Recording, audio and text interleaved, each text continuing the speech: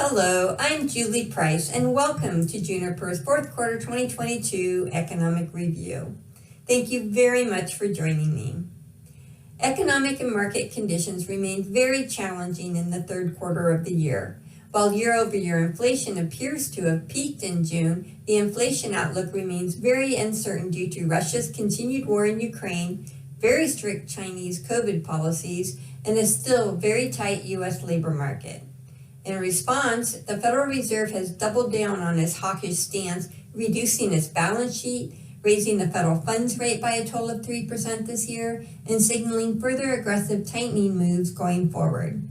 Meanwhile, recession worries have increased due to ongoing fiscal drag, weakness overseas, and sharp increases in both interest rates and the dollar. Not surprisingly, this has led to further declines in both the stock and bond markets. However, this does leave valuations at much more reasonable levels than at the start of the year. The questions for investors are when to take advantage of these better valuations and which areas to overweight or underweight in the still very complicated macro environment. In particular, we look at the pace of recovery, considering trends in economic growth, jobs, inflation, growth outside the United States, and the U.S. dollar. This is followed by comments on how this backdrop is shaping the outlook for both corporate profits and monetary policy. Finally, we consider the implications of all this for those investing in U.S. equities, fixed income, and international equities, and highlight the importance of a logical rather than an emotional approach to investing. Any investment strategy should start with a broad assessment of these fundamental issues. To help us out, we turn to JP Morgan's Guide to the Markets. Join me while I discuss these topics and more. Entering the fourth quarter of 2022, economic growth has slowed and looks set to slow further. The twin effects of fiscal stimulus and post-pandemic reopening have faded and have been replaced by some major drags on economic activity. In particular, the federal budget deficit, which amounted to $3 trillion in fiscal 2020 and $2.8 trillion in fiscal 2021, fell to less than $1 trillion in fiscal 2022, which just ended September 30th. In the current fiscal year, the deficit looks set to fall further, particularly if the country faces divided government following the midterm elections. Declining deficits, while positive for long-term financial position of the U.S. government, reduces the flow of government money, particularly to low and middle-income families, and has already led to much slower growth in real consumer spending growth. This weakness in consumption will be accompanied by slow growth or declines elsewhere. Mortgage rates have now more than doubled since the start of the year, and these increases, coming hard on the heels of soaring home prices, have dashed the hopes of millions of potential home buyers. This should result in continued declines in home building, home sales, and the spending associated with setting up new households. The dollar has soared by over 20% over the past year, and this very high exchange rate, combined with weakness overseas, will likely boost imports and curtail exports, thus dragging on overall economic growth. Inventories will also likely grow more slowly going forward as companies return to more normal inventory levels following the pandemic-era shortages.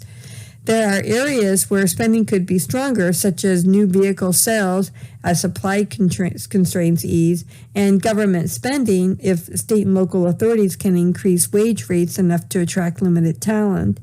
However, overall, the economy is likely to see, at best, very weak real GDP growth through the end of 2023, with probably a greater than 50% chance of outright recession. While the economy is threatened by recession in the year ahead, the fact that it is not in recession today largely reflects unusually strong excess demand in the labor market. While this has eased a little in recent months, we still have nearly 2 job openings for every unemployed worker, elevated quits, and suppressed layoffs. On the demand side, this likely reflected the booming economic growth in 2021 as the economy began to reopening, and companies that had thrived over the course of the pandemic, along with those that had seen much slower activity, both saw very strong revenue growth. On the supply side, diminished legal immigration, particularly over the course of the pandemic, and a large number of baby boomers hitting retirement age left the economy very short of workers. This labor constraint should resolve itself over the next years as many businesses discover that they do not actually have the revenues to justify further hiring and the higher wages necessary to lure some workers back into the labor market. However, as the labor market gradually transitions back to normality, the economy could still see some months of solid job growth and low unemployment, and it is quite possible that the unemployment rate will remain below 4% at the end of the year. Low unemployment has also led to strong wage growth. Wage growth is likely to remain strong for some time. However, there are very significant questions about how quickly job openings might decline, how much labor force participation might rise, and how strongly wages could grow in an economy which is seeing both an acute shortage of labor and rapidly declining growth in aggregate demand. This slide looks at the unemployment rate in purple versus the total return of the S&P 500 in green over the last 9 recessions. Recessions are illustrated in gray. You can see that in every recession, the unemployment rate increased sharply. In contrast, August saw an unemployment rate of 3.7%, while September's rate decreased to 3.5%, still far below the 50-year average of 6.2%. 2022 has undoubtedly been a year of inflation fears, with headline CPI peaking at a 9.1% year-over-year gain in June. The good news is that inflation has eased a bit recently, with consumer prices registering 8.5% for July, 8.3% for August, and then 8.2% for September. This largely reflects a rollover in energy prices, with stickier parts of inflation continuing to rise, such as shelter costs. However, even the stickier elements of inflation are not as challenging as some have suggested. Wage growth will likely moderate as the labor market comes back into balance, and shelter costs should stop accelerating as younger households eventually refuse to pay higher rents. Meanwhile, inflation expectations, as shown on the right-hand side of the page, are not that elevated, with average annual CPI inflation over the next 5 years expected in the range of 2.5 to 3% according to consumers, treasury investors, and professional forecasters.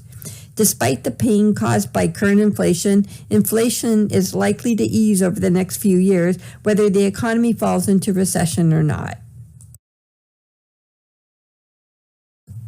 One important aspect of the financial backdrop is the current weakness of the global economy. This slide shows the PMI heat map of the world across services and manufacturing sectors. Here, red represents weakness and green represents strength. This chart clearly shows declining momentum over the course of this year, and particularly in August and September. The Eurozone economies and the UK have been hit badly by higher energy prices and energy shortages due to the war in Ukraine. This has led to slumps in consumer confidence and spending. In addition, inflation has risen sharply across Europe and has caused central banks to adopt more hawkish policy positions. At the start of the year, the key policy rates for the ECB, European Central Bank, and the Bank of England were at negative 0.5% and 2.5% respectively. Today, they have risen to 0.75% and 2.25% respectively, and they are both set to move higher in the months ahead, even if the region slips into recession. Growth has also been slow in China due to a host of issues, including the knock-on effects of the Ukraine war, the impact of reforms introduced last year, attempts to rein in a housing bubble, and an aggressive zero-COVID policy. The Communist Party Congress just reaffirmed President Xi's leadership for another 5 years. With this, JP Morgan assumes that China may relax some of these policies, allowing for a resumption of stronger economic growth. However, in the short run, Chinese economic growth is likely to remain slow. The U.S. dollar soared in the third quarter. In nominal terms, it is at its highest level since 2002, and in real terms, once inflation is taken into account, it is now at its highest level since 1985. The dollar's strength likely reflects economic problems overseas, the geopolitical uncertainty caused by the war in Ukraine, and the Fed's particularly aggressive tightening compared to other central banks. However, this high dollar has contributed to a worsening current account deficit, now amounting to roughly 4% of GDP. Due to lagged effects, this is likely to widen further over the next year, seriously undermining the competitiveness of U.S. manufacturing and diverting an ever-growing chunk of U.S. demand toward overseas producers. The rising dollar also further undermined returns on international equities. In the long run, we expect economic forces to gradually drive the dollar down. However, this process could be accelerated in the short run if there is a ceasefire in Ukraine, or if at some stage over the next few months, the Federal Reserve is seen to pivot to a less hawkish policy.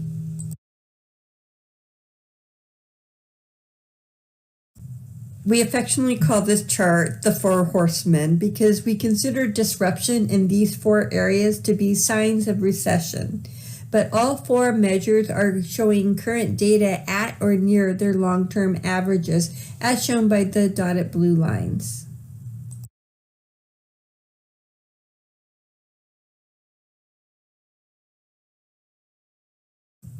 The National Bureau of Economic Research, or NBER, determines whether or not we are in recession.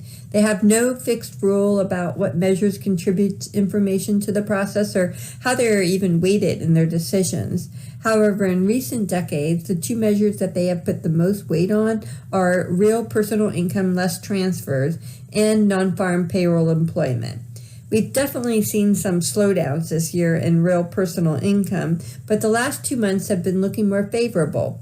Non-farm payroll employment has been doing pretty well consistently for the last 2 years, so let's keep monitoring this slide quarterly to gauge where we are at with the risk of recession. Following a spectacular 2021 in which S&P 500 operating earnings per share rose by 70%, profits are growing much more slowly in 2022. In the first half of the year, operating EPS fell by 3.2% year over year, and analysts now expect a less than 1% gain for 2022 as a whole.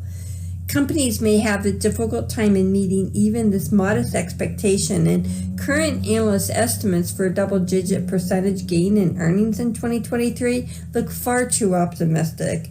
While energy companies will continue to benefit from high margins, elsewhere, rising labor costs, higher interest rates, and slowing nominal sales growth should bite into profits. In addition, a much higher dollar will erode the value of overseas sales, while recession concerns could cause managements to take some discretionary hits to the bottom line while they have a macroeconomic excuse to do so. A recession would, of course, lead to a sharp decline in profits. However, if this eventually leads to less wage pressure and easier monetary policy, it could set up for a better long-term environment going forward. A strong labor market and inflation upside surprises in the first half of the year have pushed the Fed to adopt a much more hawkish stance. At its September meeting, the Federal Reserve increased the federal funds rate by 0.75% for a third consecutive time, following increases of 0.25% and 0.5% in March and May, respectively. In total, this boosted the federal funds rate to a range of 3% to 3.25%. In addition, the summary of economic projections indicated a median expectation among the members of the FOMC of cumulative further increases of 1.25% this year and 0.25% next year, taking the Fed funds rate to a range of 4.25 to 4.5% by the end of 2022 and 4.5 to 4.75% by the end of 2023. The Fed is also continuing to reduce their huge bond holdings at a pace of $95 billion per month. The summary of economic projections also included a forecast that the year-over-year core consumption deflator inflation rate would fall to 4.5% by the end of this year, 3.1% by the end of next year, and 2.3% by the end of 2024, suggesting that the Fed does not believe inflation is on track to moderate. However, the same projections show the unemployment rate rising from its current 3.7% to 4.4% by the fourth quarter of 2023. It is very unusual for the unemployment rate to rise so little in an episode of economic weakness, and there is a risk that a recession pushes it higher. It is also significant that while future markets are now roughly agreeing with the Fed's own forecast of the federal funds rate for the rest of 2022, they are pricing in Fed easing starting next spring, reflecting the risk that too aggressive Fed action could tip the economy into recession. High inflation and the Fed's much more hawkish stance have led to a sharp backup in bond yields so far in 2022, leading to negative returns across fixed income markets. However, while the Fed appears likely to continue to raise rates through the end of the year, increasing worries about recession could limit further increases in long-term Treasury yields. Credit spreads have also widened out in anticipation of a slowing economy, and this may present opportunities in areas such as high-yield bonds and convertibles, provided the economy can avoid a deep recession. U.S. equities slumped into a bear market in the first half of 2022, recovered much of their losses by midsummer, and slumped again as investors worried about inflation, aggressive Federal Reserve tightening, and the threat of recession. However, while all these issues are very real, it is worth noting that the S&P 500 forward PE ratio is now below its 25-year average of roughly 16.9 times earnings. This should set investors up for better returns in the long run, particularly if today's stressful environment is eventually replaced by one of slow growth, low inflation and interest rates, and high profitability reminiscent of the last decade. Meanwhile, higher interest rates will likely continue to cause a compression in valuations across financial markets, with U.S. value stocks and international equities in general being best positioned to outperform. International equities have also had a very rough 2022 so far, with losses across developed countries and emerging markets. Local currency losses in Europe, Japan, and emerging markets outside China have actually been significantly less than in the United States. However, a sharp slide in the dollar throughout this year has amplified those losses for investors. All of this being said, it is worth noting that the U.S. dollar is now at an almost 40-year high in real terms relative to our major trading partners. In addition, as we show on the right with blue diamonds, current equity valuations outside the United States remain far below U.S. levels or their own long-term averages. In the long run, international equities should provide good returns starting from these valuations. Moreover, there remains a possibility of significant short-term gains if a ceasefire in Ukraine, more stable Chinese growth, or a pivot to a more dovish Fed policy leads to a simultaneous rebound in both international currencies and international equities. For many Americans, 2022 has been a very disappointing year so far, with the stubborn Omicron variant, sharply rising inflation and interest rates, falling stock prices, and the shock of Russia's brutal invasion of Ukraine. This, combined with the still very partisan political environment, drove consumer sentiment down to its lowest level on record in June, and it has only staged a modest rebound since then. When investors feel gloomy and worried about the outlook, their natural tendency is to sell risk assets in general and stocks in particular. However, history suggests that trying to time markets in this way is a mistake. This slide shows the University of Michigan Index of Consumer Sentiment stretching back over the past 50 years with 8 distinct peaks and troughs noted. Also shown is how much the S&P 500 went up or down in the 12 months following the peaks or troughs. On average, buying at a confidence peak yielded a return of 4.1%, while buying at a trough returned 24.9%. This is not to argue that U.S. stocks will return anything like a 24.9% return in the year ahead. Many other factors will determine that outcome.